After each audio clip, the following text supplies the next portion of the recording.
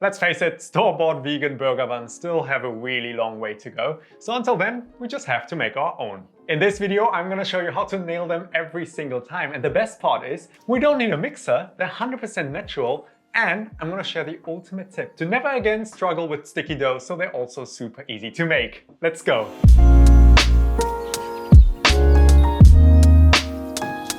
Now we could get really fancy here and talk about different hydration levels or tangzong to make the buns even fluffier. But this is all about having a simple go-to recipe that you can use whenever you want to make burger buns or bread rolls at home. I use the exact same method for the buns that I use for my katsili or even for my vada pav, so it's super simple to adjust to whatever you're serving them with. Let's make our burger buns. To make tastier buns, I would recommend using fresh yeast. The flavor is a little bit more complex and it doesn't have added emulsifiers. We will only need 20 grams for this recipe, which is about half a cube. But you can of course also just use a 7 gram sachet instead and follow the same steps. Add the yeast to a bowl, followed by 1 teaspoon of sugar, which will feed the yeast, 50 grams of olive oil, which is around 55 milliliters, and 280 milliliters of water. Dissolve the yeast with a fork, then grab another bowl, add 500 grams of bread flour and 10 grams of salt and whisk it together. Now pour in the liquid, mix it together and knead it into a rough dough like this. Then tip it out onto the work surface. At this point the dough is super sticky, so tip number 1 is to simply cover it with a bowl and let it rest for 10 minutes. While the dough rests, the gluten chains begin to develop, and after just 10 minutes it's much easier to handle, so just give it a little time. After 10 minutes the dough is easier to handle but still too sticky to knead. So tip number 2 is to use a method called slap and fold. It's super easy. Instead of kneading the dough, you simply lift it up, slap it down and fold it over. This way you'll develop the gluten without having to add more flour, which would lower the hydration and make the buns more dense. As the dough becomes more resistant, you can knead it for a few turns until it's too sticky again. Then just continue with the slap and fold and so on until you have a smooth dough. This process usually takes 10 minutes and is the only labor-intensive part of this recipe. After 10 minutes it should look smooth like this and bounce back when you poke it.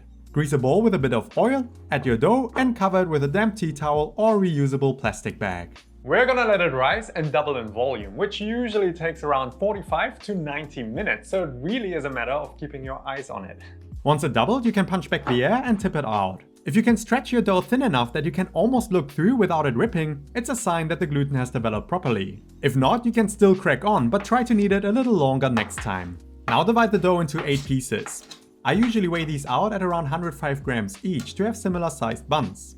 Then press out a bit more air and shape each piece into a smooth ball by folding it and stretching it over the work surface. You really want to create some tension here around the dough in order to trap the air again. Place the buns on a tray and loosely cover them with moistened baking paper. Then leave them to rise until doubled in volume again for another 45 to 90 minutes. At this point they should feel quite jiggly when you shake the tray, and when you give them a gentle poke they should only slowly bounce back and not completely. Those are both signs that they are ready to be baked. Instead of an egg wash, I'm using a mixture of plant-based milk and maple syrup. Simply brush this on, then add some sesame seeds and bake the buns at 200 degrees Celsius for 25 minutes. Make sure to turn the tray halfway through for even baking. Once they're dark golden, remove them from the oven. There you go, homemade vegan burger buns. Let's cut one open. Here,